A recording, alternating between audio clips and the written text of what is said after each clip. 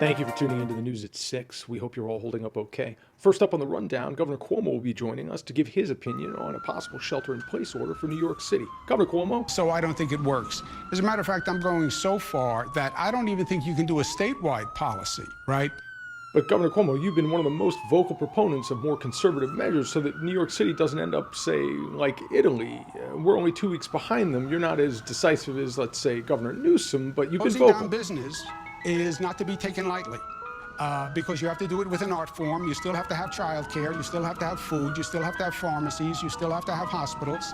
But there'll be a degree of difficulty. You will be off the air, my friend. Thank you, Governor Cuomo, but I'm already broadcasting from my home. All of the services you mentioned would be deemed essential, but you do seem upbeat and not at all like your Machiavellian reputation does suggest. So we'll just check in with Lloyd at Elmhurst Hospital. Hi, Chuck. That's right. I'm outside Elmhurst Hospital here, which is becoming a real hotspot for the coronavirus, allegedly. Why would you say allegedly, Lloyd? Oh, because the numbers from the CDC officially compared to the numbers being reported by the hospital suspected. Sure, Lloyd, but wouldn't that just be attributable to the fact that there are almost no tests and there's no rapid testing whatsoever? So any concrete figures are going to take at least a week to come in. And, well, I've heard of plenty of false negatives. Your guess is as good as mine, Chuck. But I mean, the governor doesn't seem to think that we need a shelter-in-place order. And, I mean, if we did, why would bars and restaurants and clubs and all this in New York still be open? Lloyd, Mayor de Blasio just closed all bars, clubs, and restaurants in New York City just yesterday. But that doesn't make any sense, Chuck. I was just playing late-night poker at the bar around the corner from me. And the mayor was encouraging everybody to go out to the clubs, go out to the restaurants, get your takeout, go to the bars. I mean, what's he trying to do? Just get everybody killed? Nah, it doesn't make sense, Chuck. Let's get back to you, Lloyd. What are you actually seeing outside the hospital now? Well, just ambulances constantly, just constant. And would you be able to approximate how many of those patients you think could be attributable to coronavirus, perhaps? Who can really say, Chuck? I was talking to an EMT who was throwing up and crying next to his ambulance.